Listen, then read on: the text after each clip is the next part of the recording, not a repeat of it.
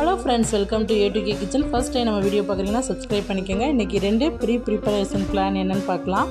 நம்ம பாசிப்பருப்பை நம்ம வாங்கி கடையில் வாங்கி அப்படியே ஸ்டோர் பண்ணாமல் வறுத்துட்டு நம்ம ஸ்டோர் பண்ணோம் அப்படின்னா பூச்சி பிடிக்காது. அதே மாதிரி நம்ம சாம்பார், பாயாசம் இதுக்கெல்லாம் நம்ம பயன்படுத்தும் பொழுது நல்லா மணமாக இருக்கும், சுவையாகவும் இருக்கும். இதை நல்லா வாசனை வர்ற வரையும் வறுத்தா போதும், கலர் மாற வேண்டாம். வறுத்துட்டு நல்லா தட்டில் ஆற வச்சு நம்ம ஸ்டோர் பண்ணி வச்சுக்கலாம். அப்படியே இருக்கும் 3 மாதம் ஆனாலும். இப்போ அடுத்து நெக்ஸ்ட்டு டிப் என்னென்னு பார்த்தீங்கன்னா, நிலக்கடலைப்பருப்பு கிட்ஸ் லஞ்ச் பாக்ஸுக்கு தேங்காய் சாதம், லெமன் சாதம், புளி சாதம், மல்லி சாதம், புதினா சாதம் இது எல்லாத்துக்குமே நம்ம யூஸ் பண்ணலாம். அதனால் ஃப்ரீயாக இருக்கும்போது அதை நல்லா வறுத்துட்டு இந்த மாதிரி தேய்ச்சிங்கன்னா தோல் தனியாக வந்துடும். நல்லா தேய்ச்சி எடுத்துகிட்டு சளிச்சோம்னாலே அந்த தோல் பூரா கீழே விழுந்துடும்.